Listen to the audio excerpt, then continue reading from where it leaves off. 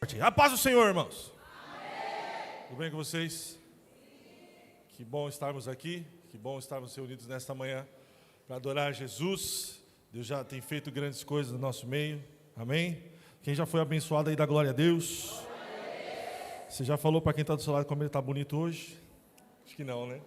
Fala, compra ele, como você está bonito hoje, hein? E hoje é ceia, né? As pessoas se arrumam. Não que os outros dias não se arrumam, mas hoje as irmãs pegam aquela roupa que...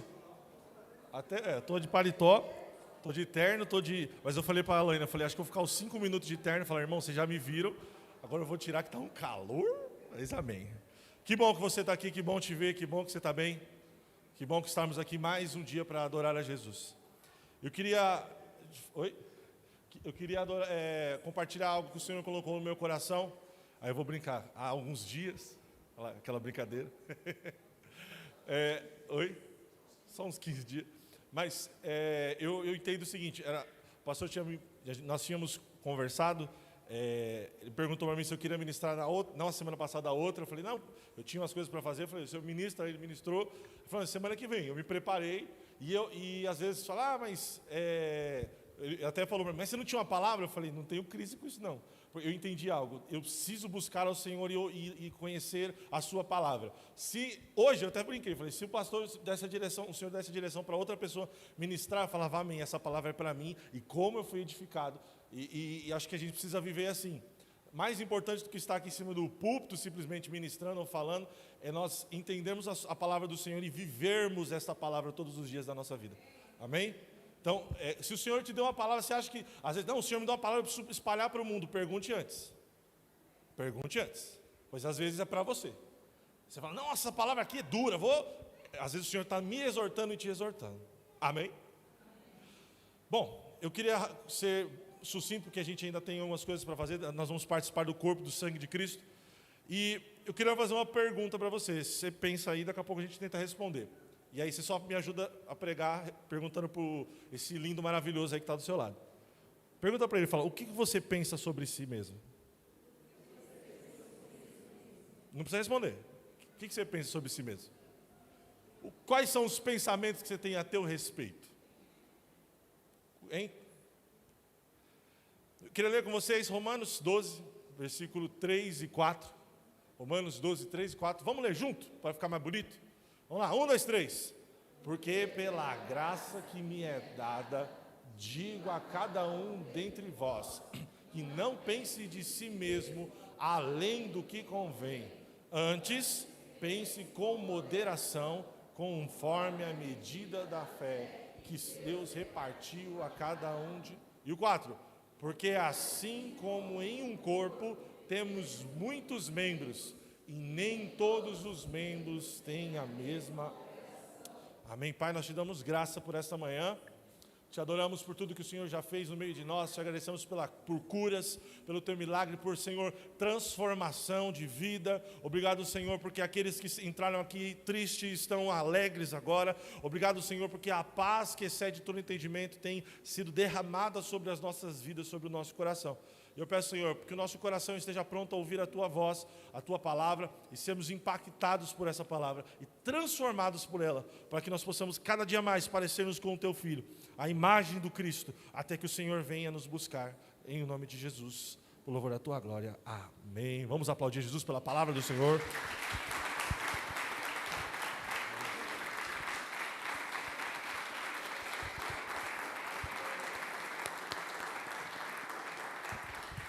O que você pensa sobre si mesmo? A gente tem ouvido muito nos nossos dias essa pergunta, principalmente o pessoal que trabalha como coach, ou o próprio terapeuta, ou psicólogo, enfim, essa pergunta ela é muito feita. O que você pensa sobre si? Onde você pensa estar daqui a alguns anos? Acho que a gente tem vivido muito isso. Porém, a linha que eu quero ir hoje, ela não é nessa linha dos coaches, dos terapeutas, é uma linha importante também, mas... Eu queria ajustar o nosso olhar a algo que o apóstolo Paulo ministra aos irmãos de Roma a respeito de a maneira de pensarmos acerca de nós mesmos. Como nós olhamos para as nossas vidas. Como é que não estou falando das pessoas, preste bem, atenção numa coisa. Eu não estou falando do seu irmão do lado. Você perguntou para ele o que ele pensa acerca dele mesmo. E eu também não estou falando acerca do que Deus pensa ao nosso respeito. Eu estou falando do que eu penso acerca de mim mesmo. Do que você pensa acerca de mim mesmo. Pois a palavra do Senhor é muito clara, o que Deus pensa ao nosso respeito. E eu queria ler com vocês, não está aí no esboço, Jeremias 29, versículo 11, 12 e 13. Jeremias 29, vamos ver o que Deus pensa ao nosso respeito. Porque eu bem sei os pensamentos que tenho a vosso respeito, diz o Senhor, pensamentos de paz e não de mal, para vos dar o fim que esperais. Aleluia. 12, então me invocarei e eu irei, e eu ouvirei.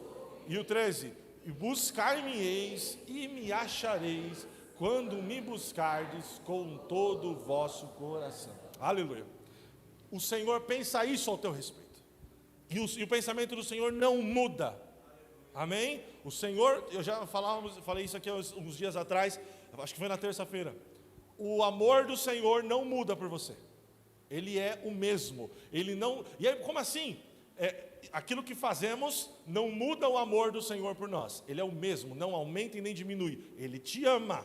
E Ele tem pensamentos de paz e não de mal ao teu respeito. Só que hoje eu quero falar a respeito do que eu e você, o que nós pensamos acerca de nós mesmos.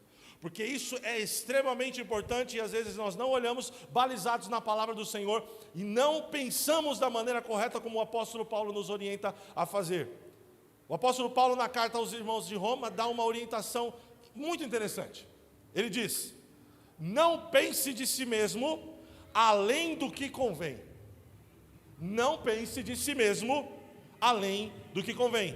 Antes, ou aqui ele está colocando mas, como que é o nome disso, professora?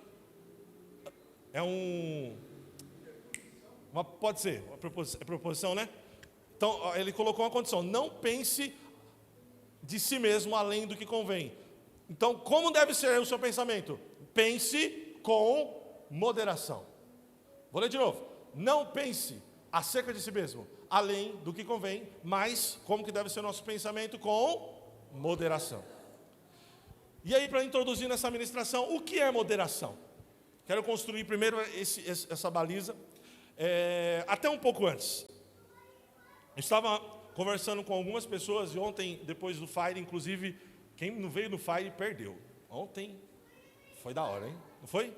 Ontem foi, não é por nada não, mas ontem foi legal. A galera estava animada, então, eu convidei, quem tinha de 2 a 120 anos estava convidado. Sei que não quis vir, perdeu, mas ontem foi muito bom. Depois do Fire, eu estava conversando com a Cat um pouco, e a gente falava de algumas coisas, eu já conversando, acho que domingo passado, foi esses dias com a Rosane, com algumas pessoas, a respeito do nosso pensamento, a respeito de como nós vivemos os nossos dias e como a nossa sociedade funciona. Nós vivemos uma sociedade, vou falar um pouquinho de educação, onde nós principalmente a galera que já saiu da escola. Quem já saiu da escola aí, diga eu. Quem não saiu ainda? Quem está na escola aí? Levanta a mão, só para me ver. Na escola, lá, beleza. Na época da escola, eu tinha uma questão. Eu não me considerava uma pessoa inteligente. Nunca me considerei uma pessoa inteligente quando eu estudava. Eu lembro que uma vez, uma matéria, equação de 2º grau, eu me destaquei e a professora pegou eu e mais uma menina da minha sala para ensinar todo mundo, porque a gente tinha ensinado, de repente, eles ensinando para os meninos, eles pegam mais fácil. Foi a única vez que eu me destaquei nesse sentido de, sentir o CDF. Isso foi, se não me engano, na 7ª série. Mas logo em seguida, na próxima matéria, já virei treinar média. E eu me sentia muito burro, muito.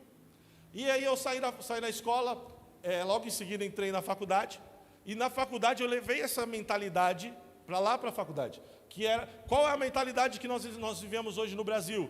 Decore as coisas. O que nós aprendemos na escola? A decorar. É verdade ou não é? Quem está na escola, ainda tem apostila, gente? Tem aquela apostila ainda? O que tem que fazer? Tem que estar com a apostila em dia, é isso? Preencher tudo, fazer uns trabalhos de vez em quando, que você pega na internet e só escreve de outro jeito, não é? Agora tem o chat GPT, não é? Você joga lá, chat GPT, escreva para mim um trabalho a respeito de Dom Pedro I e tal. Aí ele vai escrever. Ou você pode pegar o trabalho de alguém, reescreva para mim de forma humanizada esse trabalho. Aí você copia, tira uma palavra, troca outra, porque tem programa que reconhece isso e o trabalho está entregue. Isso, exatamente. Melhora um pouquinho. Me dê duas opções. Aí o que você faz? Você pega a primeira opção, a segunda, pega o parágrafo da primeira junto com o da segunda, o da terceira mistura e tá pronto o trabalho. Amém ou não amém? É isso que a gente está aprendendo hoje. Não. Ensina não? Estou vendo.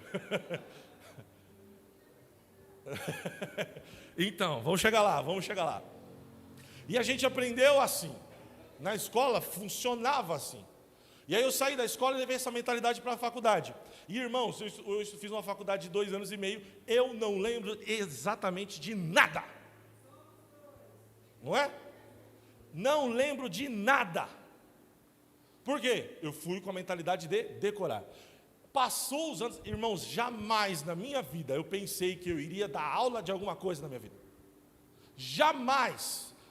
Sabe aquela expressão que a gente usa, os mais velhos usam? Nossa, se eu tivesse a cabeça que eu tenho na época da escola, eu seria muito melhor. Eu já estou falando isso, porque se eu tivesse a cabeça que eu tenho hoje, na faculdade, irmãos, eu tinha saído lá ganhando muito dinheiro. Muito dinheiro. Perdi muito tempo. Estou começando agora. Por quê? Eu aprendi não a pensar, mas a decorar. Entende? E aí eu queria abrir essa mensagem te incentivando, você que está na escola ou você que saiu da escola, aprenda a pensar. Te deram um trabalho para fazer, pega esse trabalho, vai pesquisar. O que é pesquisar, Gabriel? Eu vou ler um artigo, eu vou ler 2, eu vou ler 3, 4, ler umas 2, 3 vezes, precisa de tempo. Não dá para fazer o trabalho um dia antes, né? Faltando, o trabalho que tem que entregar, que hora que vocês entram na escola agora? De manhã? 2 horas ou 7 horas, não dá para você fazer o trabalho meia-noite do domingo, tá bom? Tem que ser pelo menos sexta-feira. Estou introduzindo, daqui a pouco vocês vão entender. Na sexta-feira, lê uns 3, 4 textos e começa a escrever. Você pode usar o chat GPT. Coloca lá, preciso escrever um texto a respeito de tal coisa. Me ajude a iniciar. Ele vai te dar uma ideia de iniciação, você lê, fala, legal, vou escrever. E começa a escrever com as suas palavras. Aí sim você está aprendendo, aí você está pensando. Entendeu? Pesquise. Vá atrás.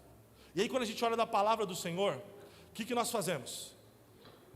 Eu tenho dúvida a respeito de se tomar café é pecado ou não. O que você faz? Vai ler a Bíblia? Não, eu vou perguntar para o pastor. Entendeu? Eu estou com dúvida, o que eu faço? Eu vou ler a Bíblia? Não, eu vou perguntar para fulano que sabe. Isto não é o que o Senhor deseja para nós. Nós precisamos aprender a pensar. Mas Gabriel, eu li o texto e não entendi. Aí a gente vem, qual que é a sua dúvida? A minha dúvida o texto está dizendo que, fala uma coisa aí que vocês têm dúvida que é pecado ou não. Ou melhor, um texto que você tem dúvida. Alguém, por favor, gentileza, me ajuda? Um texto aí que você lê na Bíblia. Quem lê a Bíblia aqui? Fala um texto aí que você às vezes tem dúvida. Predestinação. O texto fala que o Senhor nos predestinou. O que o texto está dizendo? Você leu o texto lá, né? Efésios. Eita Jesus, procura para mim. E nos predestinou a sermos chamados filhos, acho que sim. Mas enfim, o que a gente espera? É que você vai chegar aqui e o Gabriel vai te dar a resposta, ou o pastor vai te dar a resposta. Qual que deve ser a nossa fala? O que o texto está dizendo para você? E volta um pouco. Como também Ele nos elegeu nele antes da fundação do mundo, para que fôssemos santos e irrepreensíveis diante dele em amor. 5. E nos predestinou para filhos de adoção por Jesus Cristo, para si mesmo, segundo o beneplácito da sua vontade. O que o texto está dizendo para a gente? Converse com esse texto. O que o texto está dizendo para você? O que você entende dele? Quem é o predestinado da história? Sou eu ou é Jesus? Quem? O que o texto está dizendo? Ele nos predestinou para filhos de adoção por ele define todo o restante que vem antes. Então o texto está te respondendo. Entendeu o que é pensar? O que o texto está falando para você? nós precisamos aprender a pensar. E aí o que acontece? Hoje o mundo definiu que ou você é isso, ou você é aquilo. Ou você deve estar em uma posição, ou você deve estar em outra posição. O Senhor nos chama, lá o apóstolo Paulo, não pense acerca de si mesmo além do que convém. Mas, antes, porém, entretanto, todavia, contudo, outro assim, pense com moderação. Fala para o seu irmão do lado e fala, aprenda a pensar. Aprenda a pensar. O Senhor tem falado no meu coração, e vocês vão começar a ouvir eu falar bastante disso, pelo menos. Vocês, nós precisamos aprender a pensar. Porque quem aprende a pensar não é enganado.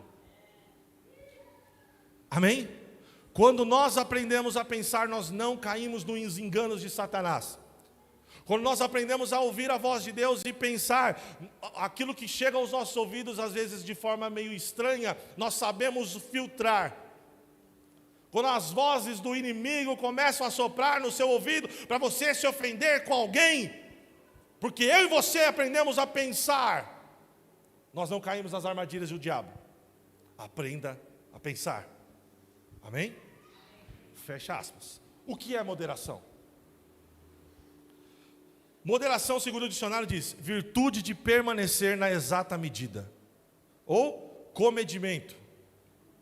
Ser moderado significa analisar cuidadosamente nossos desejos e expectativas para sermos diligentes e pacientes na busca de objetivos dignos. Então, moderação é uma virtude de permanecer na exata medida, nem mais, nem menos, mas na medida certa. O que a Bíblia diz a respeito de moderação? A palavra moderação significa temperança, ou contenção, ou autocontrole. Temperança é a mesma coisa que domínio próprio. São palavras que geralmente traduzem o termo grego enkrateia, que transmite o significado de o poder de controlar-se. O poder de controlar-se. Amém? Paulo aqui está alertando acerca de como deve ser o nosso olhar a respeito de nós mesmos. E alerta que nós devemos pensar sobre nós mesmos. Não podemos pensar além, não devemos pensar sobre nós mesmos além do que convém. E podemos olhar para esse texto e observar os aspectos que definem como nós olhamos para nós mesmos. Quando nós olhamos para o texto, quiser deixar ele aí, apesar que tem os outros, deixa para lá. Quando nós olhamos para o texto de Romanos 12, 3 e 4, Paulo está dizendo, não pense acerca de si mesmo além do que convém, mas pense com moderação. Quando ele diz, não pense acerca de si mesmo além do que convém, existem dois aspectos aqui que nós podemos falar e nós vamos analisar aqui rapidamente. Ou nós podemos pensar de forma elevada, sabe, elevado para cima, eu sou. Ou podemos pensar, eu não sou ninguém, eu não mereço nada, eu sou tão pobrezinho, eu ganho um saláriozinho, eu tenho uma casinha, eu tenho uns filhinhos, eu tenho um carrinho, eu tenho um dinheirinho.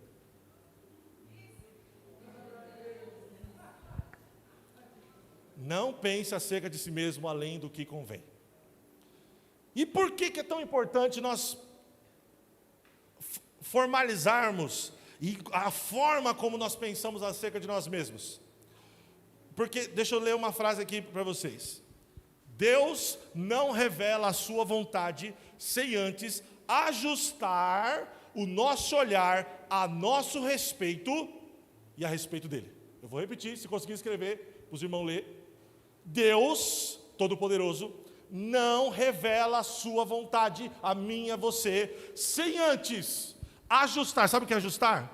Sabe quando você coloca o olho no binóculo e aí ele está meio embaçado? Ou melhor, o óculos lá, que quando você vai fazer o óculos, o doutor lá vai fazer o exame, se o nome agora, ele coloca uma lente, você fala, está enxergando? Você fala, não. Aí ele coloca outra, ele ajusta. E agora? Você falou, ainda não. Aí ele volta a 2. Agora estou. Isso é ajustar. Entendeu? Pegou aí? Deus não revela a sua vontade a nós, antes de, olha, tá ali, sem antes ajustar o nosso olhar a nosso respeito. Entendeu? E também a respeito de quem Ele é. Tem uma frase do nosso mentor Josadac Lima. Ele diz o seguinte: para recomeçar uma nova jornada, é importante considerar duas questões fundamentais. Para recomeçar uma jornada, é importante considerar duas questões fundamentais. A primeira, ter clareza de quem nós realmente somos. Para nós recomeçarmos, para andarmos, para irmos viver a vontade de Deus, a primeira coisa que nós precisamos ter é clareza de quem eu e você somos. Não é o que os outros falam, mas o que nós sabemos quem somos. Deu para entender? Entendeu isso aqui? Outra, e a segunda é ter uma visão correta da pessoa de Deus. Quando eu tenho clareza a respeito de quem eu sou, e tenho uma visão correta a respeito da pessoa de Deus, Deus se revela. Você quer que eu prove para você não falar que eu estou falando coisa da minha cabeça? Isaías, capítulo 6, versículo 5. Então disse eu, ai de mim, pois estou perdido, porque sou o quê? Isaías era o quê? Homens de lábios impuros, e habito no meio de um povo de impuros lábios. Os meus olhos viram o Rei, o Senhor dos Senhores. Continua. Porém, ele reconhece a sua condição. E tem uma visão clara que ele está vendo Deus. Você começa a ver esse texto, no ano que morreu o rei Uzias, viu o Senhor, ele assentado no seu alto sublime trono, e a sua destra enchia o templo, e enfim, depois você pode ler na sua casa. E aí ele diz o seguinte: porém, um serafim voou para mim, trazendo na sua mão uma brasa viva, que tirara do altar com uma tenaz. 7. E com a brasa tocou o quê? Ele disse que ele era o quê? Homem de lábios impuros. Agora o anjo faz o quê? Toca onde? Na onde tinha o pecado. E disse: eis que isto tocou os meus lábios, e a tua iniquidade foi tirada, e expiados os teus pecados. Aleluia. 8. Depois disso ouvi a voz do Senhor que dizia, olha o que aconteceu. Então vamos voltar. Aqui ele disse: eu sou homem de... Aí o que acontece? Ele reconhece quem ele é, tem uma visão clara de quem ele é. Logo em seguida ele disse: e vi o Senhor, o Rei dos Reis, assentado no seu alto sublime trono. Aí aqui o anjo vem e toca nos lábios dele e diz: a sua iniquidade foi perdoada. E aqui Deus faz o quê? Se revela, dizendo, vamos ler? 1, 2, 3. Depois disso, ouvi a voz do Senhor que dizia: então disse eu,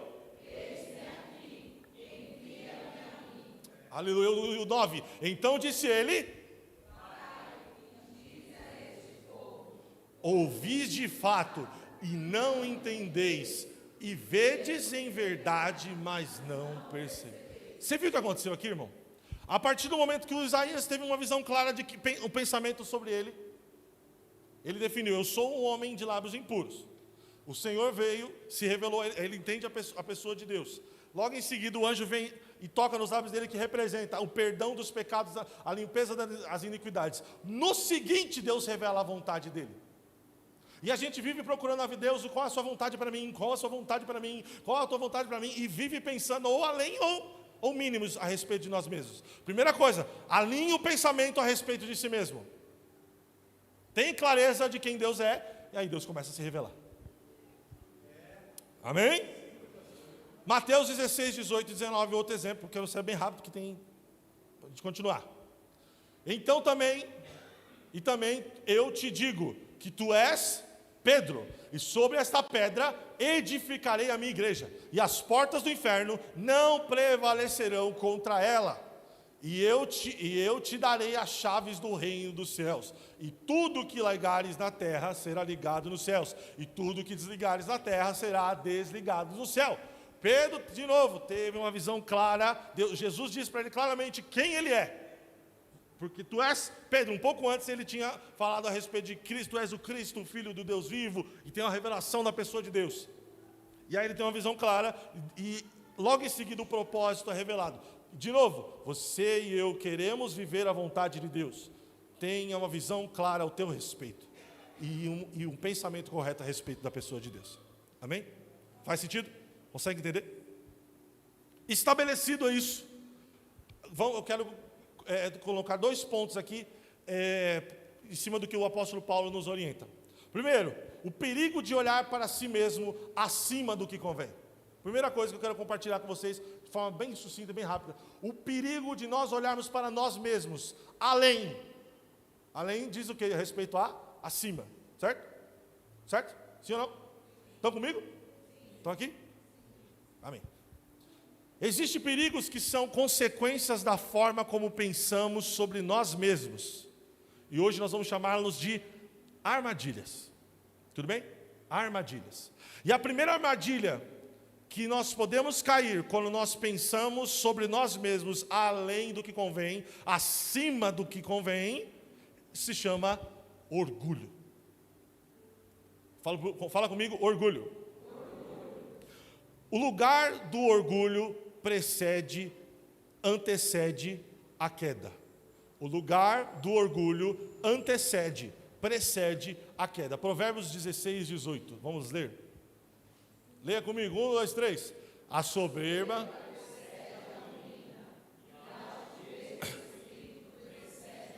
substitui ali soberba por orgulho.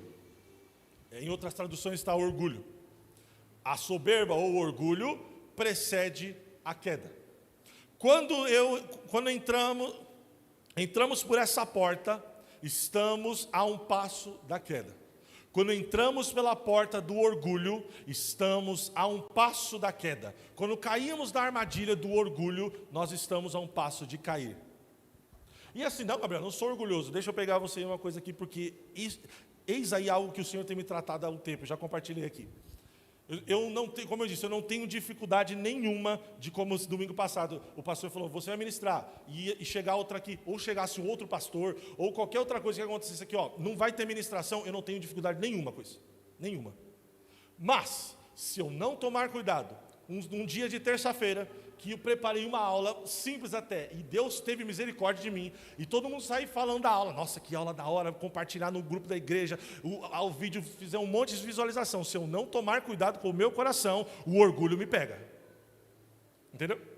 Caramba, hoje estourei no norte, hein? Então entenda o que eu estou falando de orgulho também. Tá entendendo? Entendeu? Porque a gente só pensa em orgulho em pessoas que andam com o nariz empinado. Eu não estou falando só disso. Estou falando do orgulho lá dentro do coração. Um orgulho que ninguém vê. Que eu e você e Deus sabemos. Amém? E preste atenção em algo. Quem inaugurou essa porta do orgulho tem um nome próprio. Diabo. Quem inaugurou. Sabe o que inaugurar? Sabe cortar fitinha? O primeiro a passar por essa porta tem nome. Diabo. E a Bíblia diz que ele é homicida e pai da mentira. Não precisa colocar não, João 8, 44. O orgulho nos leva ao engano, irmãos. O orgulho nos leva a achar que estamos fazendo as coisas do jeito certo, mas fazendo tudo errado. Entendeu? Nós achamos estar fazendo as coisas do jeito certo, mas estamos completamente enganados. O orgulho precede a queda. Obadias 1:3 diz, a soberba do teu coração te enganou. Tu que habitas nas fendas do penhasco, na tua altura morada, que dizes no teu coração, quem me derrubará em terra? Tome cuidado com o orgulho. E aqui o orgulho nos faz andar achando que somos e não somos.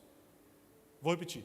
O orgulho nos faz andar numa direção longa, andar distâncias gigantescas, achando que estamos no caminho certo, mas estamos completamente enganados.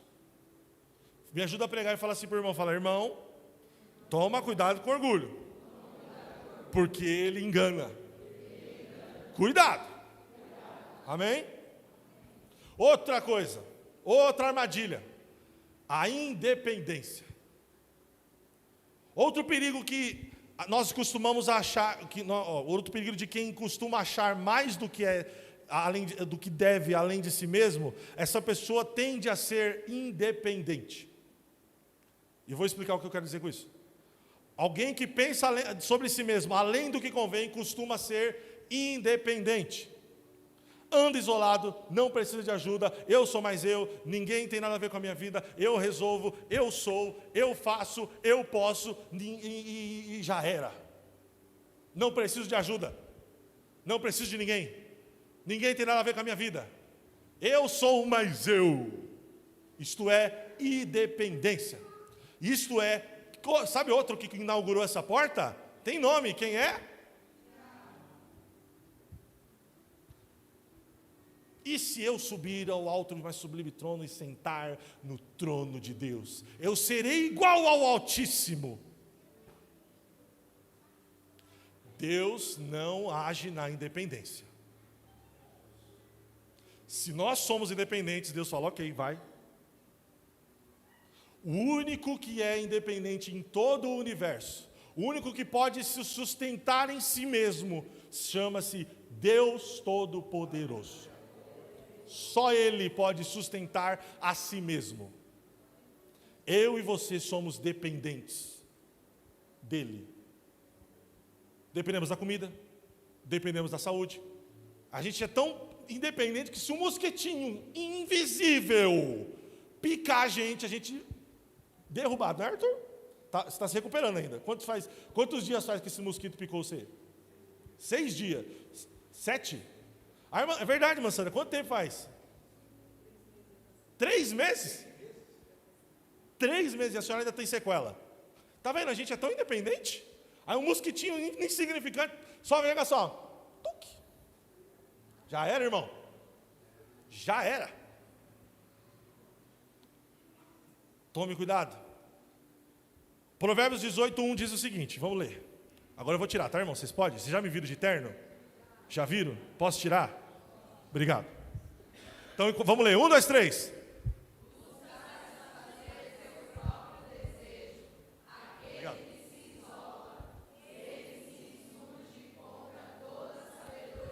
Olha o que o texto de Provérbios está dizendo. Busca satisfazer seu próprio desejo, aquele que acha que é independente, aquele que acha que pode fazer sozinho. Ele insurge contra toda a sabedoria. Ele se insurge contra Deus.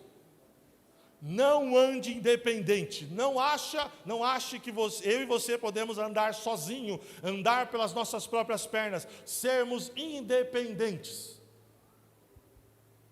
Amém? Consegue entender? Está claro isso aqui? Sim ou não? Amém. Vamos seguir porque tem bastante coisa. Terceira coisa. Uma consequência de quem tem pensamento elevado ao seu respeito é a vanglória, ou seja, dar glória a si mesmo. Filipenses 2:3. Nada façais por contenda ou por vanglória, mas por humildade, cada um considere os outros superiores a si mesmo. A vanglória é um pecado terrível. Caímos no pecado de achar que pelos nossos próprios méritos podemos fazer alguma coisa. Quando eu e você achamos que podemos fazer alguma coisa pelos nossos próprios méritos, pelas nossas próprias mãos, do jeito que nós sabemos fazer, isto é vanglória. Nós não podemos fazer nada por nós mesmos. Se Deus não tiver misericórdia, se Deus não te der ar para respirar, se Deus não me der condições de falar. Está entendendo? Se Deus não me der misericórdia agora, eu não vou conseguir terminar a mensagem, porque minha voz está querendo ir embora. Nós não podemos fazer nada por nós mesmos. 1 Coríntios 1, 27 a 29 diz: mas Deus escolheu as coisas loucas deste mundo para confundir as sábias, e Deus escolheu as coisas fracas deste mundo para confundir as fortes, e Deus escolheu as coisas vis deste mundo, e as desprezíveis, e as que não são, para aniquilar as que são, para que em nenhuma carne se glorie perante Ele. Está entendendo? Deus escolhe coisas improváveis, coisas que ninguém dá valor, por quê? Para que ninguém se glorie em si mesmo. Toda a glória deve ser dada a Deus, não a nós. O único merecedor de honra e glória, o único que nunca mudou, o único que nunca falhou, como cantamos, chama-se Deus, Jesus de Nazaré. Entende? A Ele é a glória, não a mim.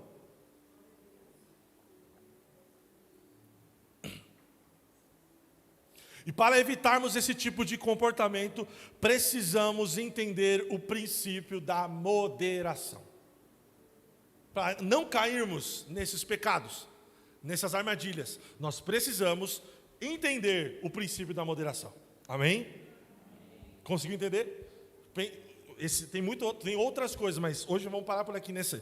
Pensar além de si mesmo nos leva à queda. Ponto. Entendendo esse lado da moeda, vamos virar ela. Vamos falar do outro lado agora, rapidinho.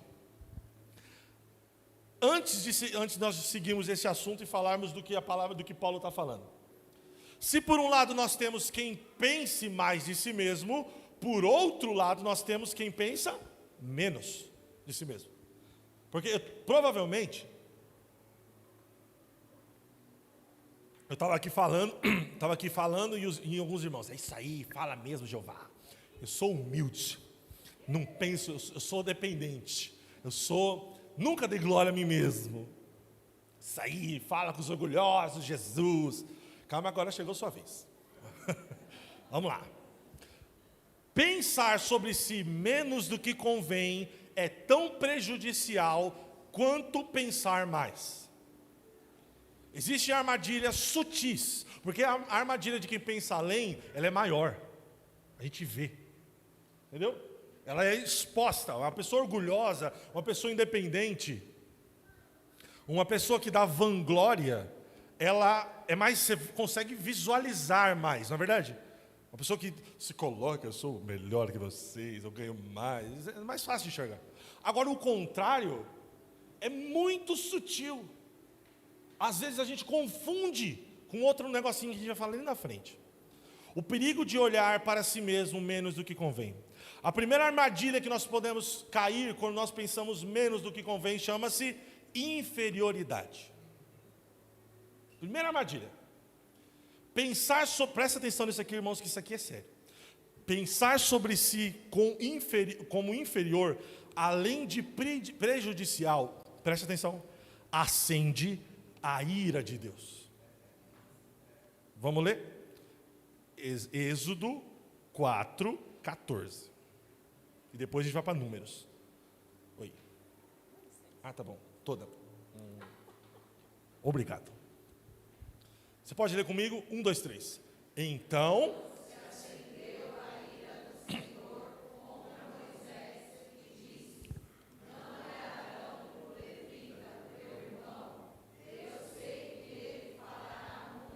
Continua.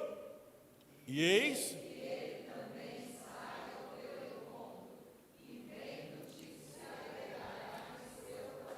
Contexto desse texto, Moisés está cuidando das ovelhinhas no deserto, depois de fugir do Egito, está lá há 40 anos, aí Deus se mostra para ele na sarça. Ele entra, tira a sandália do pé, porque o lugar que se pisa é santo, e aí Deus começa a falar com ele, eu vou te enviar para libertar o povo do Egito, você vai livrar o meu povo, eu te escolhi, eu chamei você, e tal, e toda vez que Deus falava, eu te escolhi, ele fala, mas eu sou pequeno, eu te chamei, mas eu não posso, rapaz, o negócio tá bom aqui hoje. Aí, eu vou ficar marroco mais vezes. Valeu. Obrigado. Entende? Eu te escolhi, mas eu sou pequeno. Eu te chamei, mas eu não posso, eu sou fraco, eu sou gago. Isso é o que? Chegou no versículo 14, a ira de Deus se acende contra Moisés. Porque toda vez que Deus falava, ele se colocava no inferior. Toda vez que vinha, ele... A inferioridade acende a ira de Deus. Quer outra prova? Agora o texto é mais longo. Números 13, versículo 26 ao 33. Depois a gente pula para o 14, 1 ao 4 e assim por diante. Está aí com os textos, né?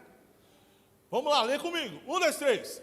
E caminharam e vieram a Moisés e Arão.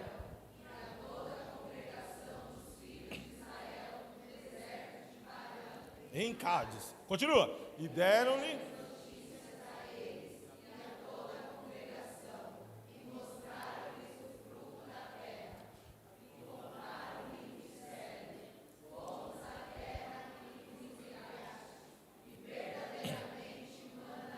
Oh, glória! E este é o seu fruto. 28. O povo, porém, que habita nessa terra. Presta atenção, hein? E a cidade. E também ali vimos os filhos de Anak, os gigantes. Os amalequitas habitam na terra do sul. E os heteus, e os jebuseus, e os amorreus habitam na montanha. E os cananeus habitam junto do mar e pela margem do Jordão. 30. Então, ô glória, perante Moisés, certamente subiremos.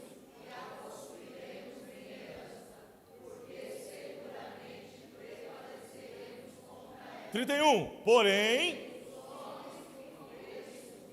sério, não poderemos subir contra aquele povo, porque é mais forte do que nós. 32.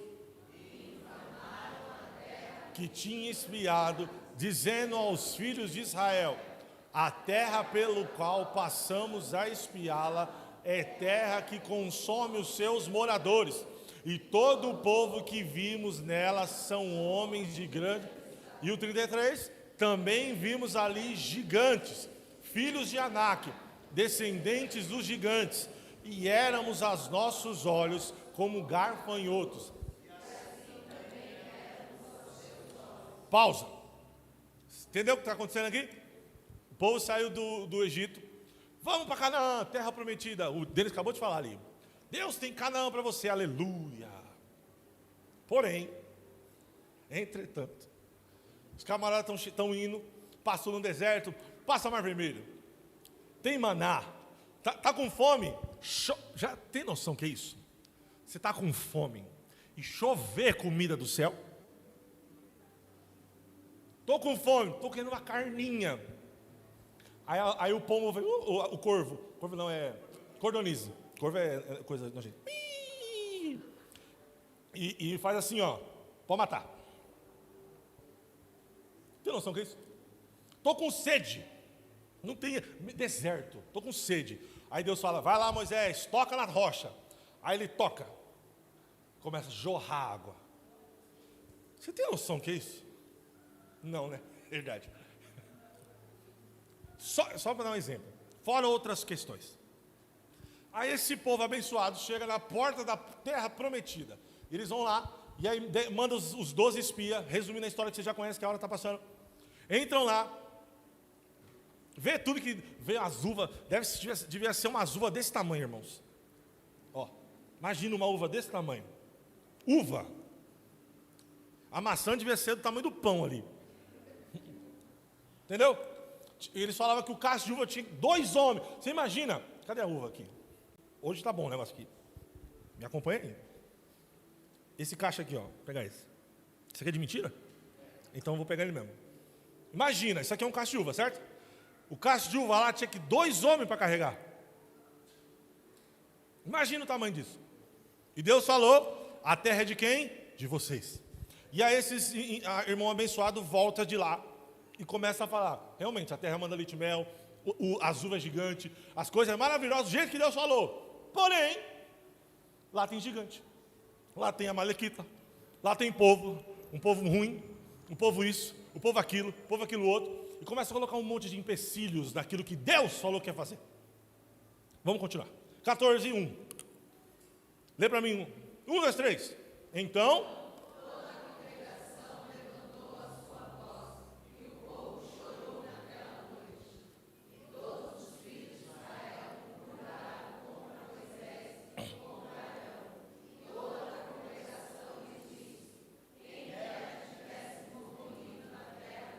Preste atenção nisso.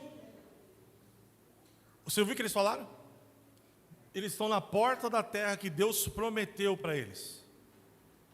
E eles falam: quem dera nós tivéssemos morrido no Egito. Continua. E...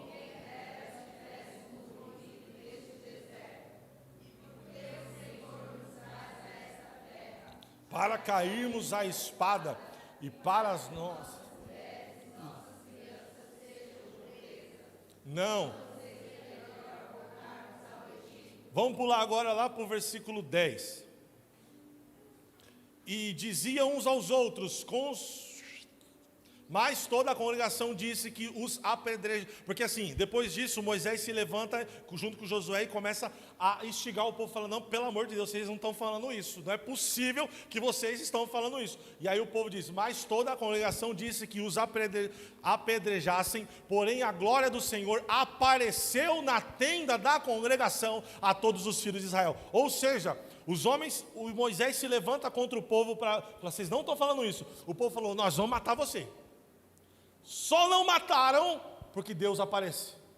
A glória do Senhor desce sobre a tenda, todo mundo assusta, aí para. Não, continua até o 12.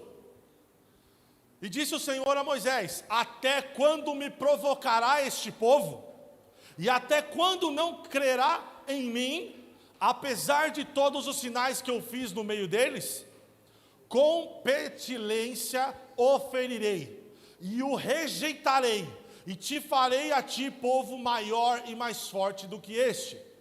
Aí a gente pula para o versículo 20. E disse o Senhor: conforme a tua palavra lhe perdoei. Pausa. Quando Deus fala que ia matar o povo todo, Moisés fala: Senhor, tem misericórdia. Se o Senhor fizer isso, que dirão do teu nome? Não por eles, não por o que eles estão falando, mas pelo teu nome. O Senhor prometeu: tem misericórdia, Deus. E aí Deus disse, e disse o Senhor: conforme a tua palavra lhe perdoei. Aí a gente vai lá para o versículo, vai até o 24 agora, 21. Porém, tão certamente como eu vivo, e como a glória do Senhor enche toda a terra. Deus está falando. E que todos os homens que viverão, viram a minha glória, e os meus sinais que fiz no Egito e no deserto, e me tentaram estas 10 vezes, e não obedeceram à minha voz, não verão a terra que aos seus pais jurei, e nenhum daqueles que me provocaram a verá. Porém, o meu servo Caleb, porquanto nele houve outro espírito, e perseverou em seguir-me, eu o levarei à terra que entrou, e a sua descendência a possuirá em herança. Pula para o 26. Depois falou o Senhor a Moisés e Arão, dizendo... Até quando o Moisés está narrando agora para Arão. Entende? Deus fala isso. E aí Moisés narra para o Arão e depois vai contar para o povo. Até quando sofrerei esta má congregação que murmura contra mim? Tem ouvido... Tá certo? Ah, tá bom. Desculpa. Até quando sofrerei esta má congregação que murmura contra mim? Tenho ouvido as murmurações dos filhos de Israel, com quem murmuram contra mim. Disse-lhes: vivo eu, diz o Senhor, que como falaste aos meus ouvidos, assim farei a vós outros. Vai, pode ir. Neste deserto cairão os vossos cadáveres, como também todos os que de vós foram contados, segundo toda a vossa conta de 20 anos para cima, os que dentre vós contra mim murmurastes. Não entrareis na terra pela qual levantei a minha mão, que vos faria habitar nela, salvo Caleb, filho de Jefoné, e Josué, filho de Num. Mas os vossos filhos, de que dizem por pressa, serão porém nela, e eles conhecerão a terra que vos desprezastes. E vós desprezastes. Leu 32. Porém,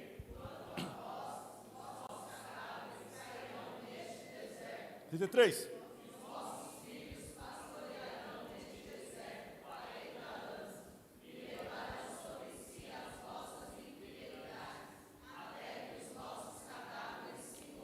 (34) Segundo,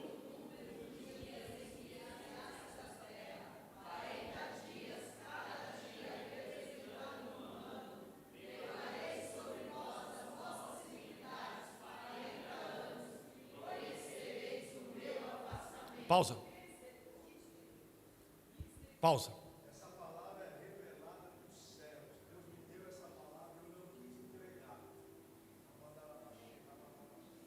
O Senhor mandou eu falar isso para a igreja e eu segurei e não falei. Essa palavra vem do céu. Amém. Amém. Amém. Amém. Preste atenção no que está acontecendo ali. Vocês entenderam? Porque um povo se colocou como inferior àquilo que Deus falou, aquilo que Deus prometeu. Todos morreram no deserto. Quando nós agimos como inferiores, nos colocamos para baixo daquilo que convém no nosso pensamento, isto acende a ira de Deus contra nós. Como assim, Gabriel? Pois Deus nos deu condições, Deus nos sustenta, Deus nos guarda, mas quando agimos como inferiores, nós dizemos: Deus, o Senhor não é capaz de fazer. Porque foi isso que esse povo falou. Deus disse: vou levar vocês a uma terra que manda leite e mel, uma terra maravilhosa, o que planta nasce. Eles estavam escravos, e eles escolheram dizer: o Senhor não, como que o texto diz? Era melhor ter morrido no deserto ou morrido no Egito. Quando nós agimos de forma inferior, nós acendemos a ira de Deus contra nós. Vamos ler até o 38, põe o 35 aí. Eu, o Senhor, falei: assim farei a toda esta má congregação que se levantou contra mim neste deserto, se consumiram e aí falecerão. Lê o 36. E os homens...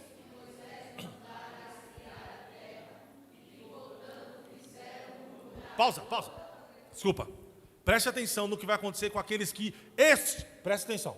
Aqueles que instigaram, aqueles que fomentaram no coração agir de forma inferior. Olha o que vai acontecer com eles. E que voltado fizeram murmurar toda a congregação contra ele e infamar a terra. 37, vai, 1, 2, 3. Aqueles...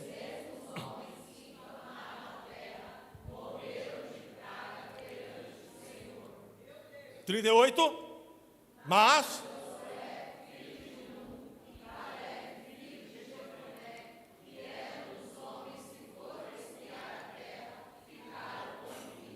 Amém. O destino de alguém que, pior do que instigar, pior do que agir de forma inferior, é instigar outros a agir de forma inferior. Está entendendo? Está entendendo? Isto acende a ira de Deus. E aqui está um ponto, porque lembra que eu falei quando a gente estava falando, era necessário falar do orgulhoso, do independente, do vanglória, mas no contexto onde nós vivemos é mais difícil, porque quem ganha mais aqui ganha 10 conto, amém? Recebe aí. Amém. Entendeu? Aí é mais difícil, a gente ganha lá 2, 3, paga suando para pagar as contas, é mais difícil a gente se sentir orgulhoso, vanglória, mas inferior, ixi, eu não vou pedir para você levantar a mão não. Isto acende a ira de Deus. E a gente precisa, pelo amor de Deus.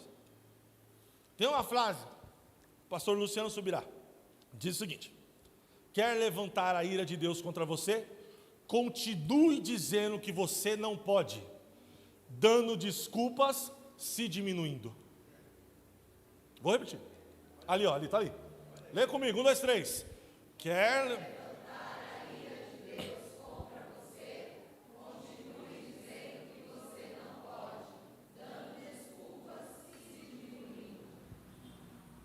Amém? Consegue entender essa palavra? Vamos para o próximo? Podemos seguir? Outra armadilha, que a hora está passando. Dependência. Mas você não falou que nós temos que ser dependentes? Dependentes de Deus. De Deus. Pessoas que não fazem absolutamente nada. Depende dos outros para fazer. Depende dos outros para tudo, melindrosos, medíocres, não agradam a Deus. 2 Tessalonicenses 3, 6. Os irmãos de terça adoram esse texto. Vamos lá. Você já lembra bastante de terça-feira esse texto. 1, 2, 3. Mandando-nos, porém, irmãos, em nome de nosso Senhor Jesus Cristo, que vos aparteis de todo e não segundo a tradição. 7. Porém, vós mesmos sabeis como convém imitar-nos, pois eu não, portanto, desornadamente. 8. Nem de graça comemos o pão de homem algum, mas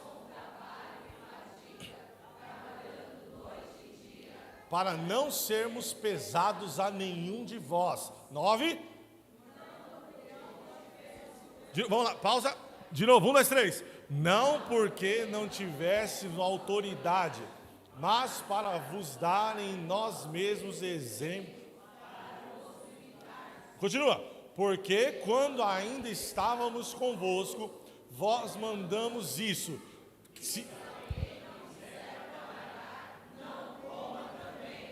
Porquanto ainda desornada.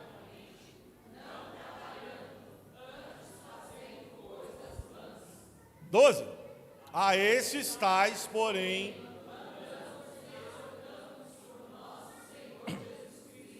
que trabalhando com sossego. Amém? Não trabalhou, não come. Depende dos outros para tudo, não come. E aí eu não estou falando, mas eu não trabalho, Gabriel, eu tenho 15 anos, estou estudando. Não é disso que eu estou falando. Amém? Eu estou falando de, eu dependo dos outros para tudo. Eu sou melindroso, eu sou medíocre naquilo que eu faço. Eu sou... Consegue entender o que eu estou falando? Faz sentido? Eu só vou se o pastor disser para mim. Eu só faço se o pastor falar para mim fazer. Se não falar, eu não faço. O pastor tem que vir aqui falar comigo, aí eu vou fazer. Melindroso. Não vou usar outra palavra que ela é mais forte, né? Escreve aí para mim a outra palavra. Aí os irmãos vão ler. A dependência dos outros nos leva à queda, nos leva a agirmos de forma inferior. E agirmos de forma inferior acende a ira de Deus contra nós. Consegue entender isso? Faz sentido? Faz sentido mesmo? E outro detalhe, pessoas que andam nessa dependência, além de uma pessoa que é dependente, ela é o quê? Vocês que falaram. Você viu que não fui eu, né? Quem falou? Vocês. Outra questão que acontece com essa pessoa é que ela tem dificuldade e nunca recebe elogios. Não sabe receber elogio. Não sabe receber nada. Fala, não, parabéns, você fez um bom trabalho. O outro lado é alguém que, eu sou porque eu fiz, porque acontece. O outro lado, não. Mas isso não é ser humilde, Gabriel? Vamos lá. O poder libertador de pensar de forma moderada. E aqui eu vou encerrar. Lembra que a gente falou sobre o orgulho? Lembra lá no começo? O oposto do orgulho é a humildade. Repete comigo, o oposto do orgulho é a humildade. E aqui tem um ponto. Mas, Gabriel, quando eu não recebo elogios, eu não estou sendo humilde? Humildade não pode ser confundida com mediocridade. Muito menos com autodepreciação. Vou explicar. Humildade não é eu e você falarmos, ai, como eu sou humilde. Nossa, eu sou tão pobrezinho, eu tenho tanta coisa, eu sou tão, ai, eu não consigo mesmo. É assim mesmo. Irmão, você não conseguiu fazer? Não consegui. Isso não é humildade. Mas, irmão, você tem condições de fazer. Ah, mas não dá, pastor. Não dá, irmão. Não dá, Lito. Ninguém gosta de mim.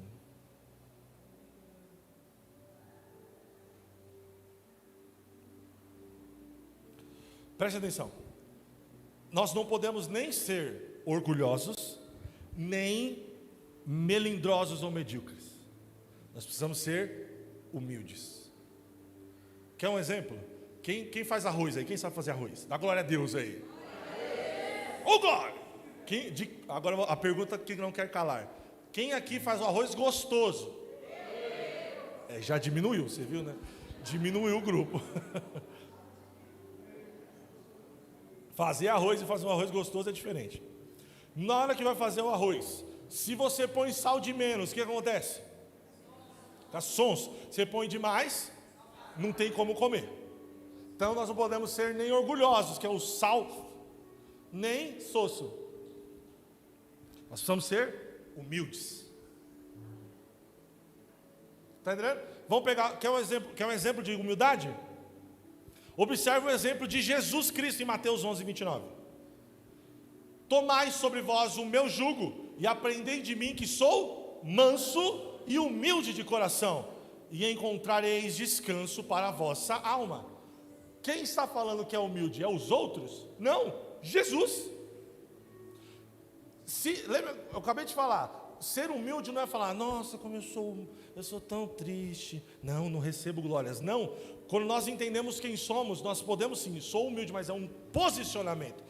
Ele se posiciona como exemplo de humildade, e que devemos aprender com ele. Isto causa uma ruptura na maneira de nós pensarmos. Humildade nada tem a ver com mediocridade. Tem uma frase para resumir o que é humildade. C.S. Lewis diz o seguinte: tá aí, né? Lê comigo. Humildade não é pensar menos de si mesmo, mas humildade é pensar. Entende a diferença? Humildade não é pensar menos de si mesmo. Ai, como eu sou humilde. Não. Humildade é pensar menos em si, nos meus interesses, nas minhas vontades. Isso é humildade. É colocar os outros acima, colocar a vontade de outros acima. Isso é humildade. Foi o que Jesus fez. Jesus deixou o céu e toda a sua glória, veio a essa terra e se fez o mais humilde. Jesus, quando nasceu, não tinha lugar para nascer, ele não tinha uma cama para morar, ele pegou emprestado. Jesus, quando fez o seu ministério, não tinha uma casa para morar, ele pousava na casa dos outros. Jesus, quando entrou em Jerusalém, no jumentinho, não era dele o jumentinho, era emprestado. Jesus, quando morreu na cruz, a cruz não era dele, era de outro. Isso é ser humilde. Entende? Deixar todos os céus e sua glória e se fazer o mais pobre de todos, o mais humilde, para que eu e você tivéssemos vida eterna. Isso que Jesus fez. Isso é ser humilde.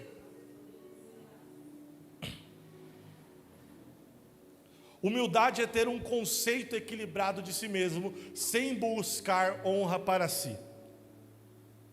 Provérbios 29 e 23 diz: substitui ali soberba por orgulho. A soberba do homem o abaterá, mas a honra sustentará o humilde de espírito. Uau!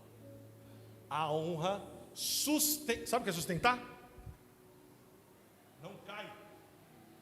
A honra sustenta o humilde de espírito. Amém? Mateus 5,5: bem-aventurados os mansos, porque eles herdarão a terra. Ou humildes, outra tradução, bem-aventurados os humildes, pois eles herdarão. Que terra é essa? Os céus. E para me encerrar, nós falamos que quem pensa além, é independente. Quem pensa menos é dependente. Então qual deve ser o equilíbrio? A interdependência. Interdependência. Pois a interdependência é a marca da igreja. Nem independente, ou seja, não depende de ninguém. nem muito menos dependente. Eu dependo de tudo dos outros. Nós devemos ser interdependentes. Quem vive uma vida de independência, quando nós vivemos uma vida de independência, nós estamos fadados à morte. Quem vive uma vida de dependência dos outros, suga o que os outros têm e atrai a ira de Deus. Entende? Quem é independente, o caminho é de morte, pois é orgulhoso. Quem é dependente se torna inferior e suga tudo que é dos outros e atrai a ira de Deus. Agora, um povo que vive interdependente vive uma vida de moderação. O que é interdependência? Eu dependo de você e você depende de mim. Nós juntos vamos caminhando. Entende? Nem eu sugo de você, você nem suga de mim. Eu e você andamos, eu atendo às suas necessidades, você atende a mim. Nós vamos juntos. Isto é interdependência. Hoje a gente pode traduzir comunhão, unidade. Entende? O texto de Romanos continua no versículo 4, dizendo o seguinte: porque assim como em um corpo temos muitos membros, e nem todos os membros têm a mesma operação. Então ele está dizendo, nós somos o corpo de Cristo. E como num corpo, assim como no corpo tem o dedo, que tem uma função, o olho tem outra. Mas como a gente ouve muito o nosso mentor Josadak dizendo que não é o dedo que pega, não é o olho que olha, é o corpo que faz. Entende? Porque o corpo quer tomar café. Então quem tem a função de pegar? Os dedos. E levar até onde? A boca, que tem a função de receber e descer. Entende? Isto é interdependência. O dedo depende da mão, que depende da boca para receber o alimento que nós vamos comer e alimentar o corpo. Isto é interdependência. E ele está dizendo ali que nós somos membros uns dos outros. Então nós não podemos agir de forma individual, pois somos membros uns dos outros, os 6. De modo que, tendo diferentes dons, segundo a graça que nos é dada, se é profecia, seja ela segundo a medida da fé. Pausa aí. E aí ele começa a falar dos dons. Paulo aqui está, antes de orientar os irmãos ao exercício dos dons dados por Deus, ao trabalho do reino, ele diz que devemos ter um pensamento sobre si mesmo moderado. E a última coisa que eu quero falar, e agora eu encerro mesmo. Se você quiser ficar de pé para parecer que está acabando, fica de pé aí. Aprendi essa aí com o pastor. O segredo para a moderação é a fé. Repete comigo, o segredo para a moderação é a fé. O combustível capacitador para nós pensarmos da maneira correta a respeito de nós mesmos, que é de forma moderada, se chama fé. O combustível capacitador para pensarmos de maneira correta, com moderação, acerca de nós mesmos, é a medida da fé dada por Deus. Coloca o versículo 3, por gentileza, de Romanos. Atrapalhei você, né? 12:3. Romanos 12:3. Porque pela graça que me é dado, digo a cada um de entre vós, que não penseis de si mesmo além do que convém. Antes, pensai, como? Com moderação, conforme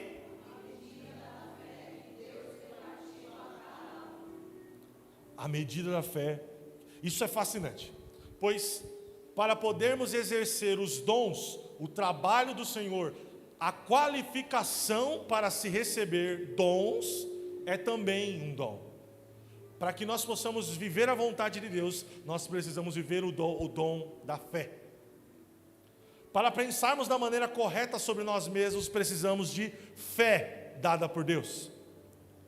Quando nós alinhamos com a forma correta de pensar quem somos e naquilo que podemos fazer em Deus, podemos fazer o que Colossenses 3, do 1 ao 4, diz. Vamos ler e a gente encerra aqui. Você pode ler comigo? Colossenses 3, do 1 ao 4. Bem forte, com muita fé. Pode vir, já pode vir aqui, pastor. 1, 2, 3. Portanto...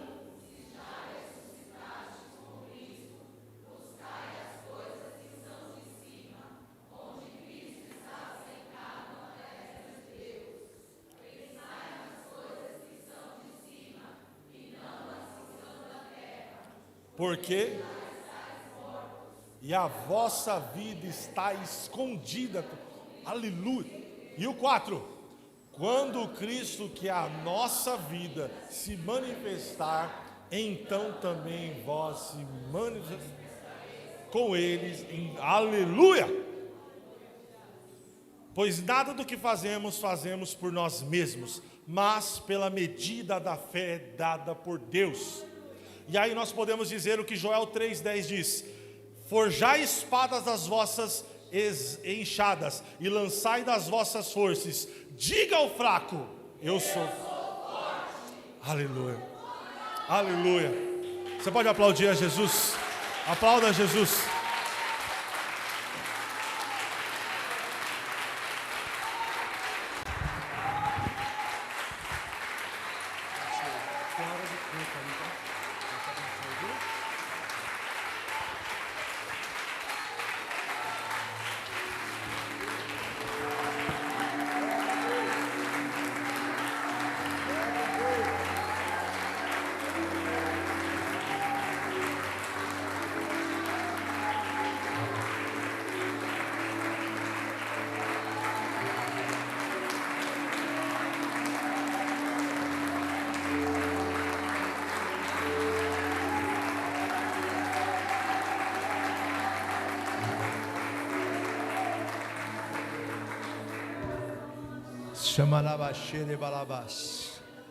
Bendito seja o Senhor, obrigado pela tua palavra. Boa é esta palavra, Senhor. Boa é esta palavra para a tua igreja, Espírito Santo. Boa é esta palavra para o coração daqueles que se dedicam a escutar e colocar em prática a tua palavra.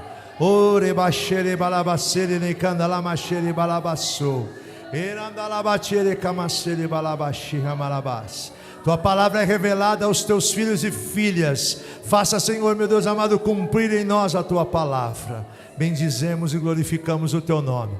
Boa é a tua palavra, Senhor. Te damos graça, Senhor, em nome de Jesus.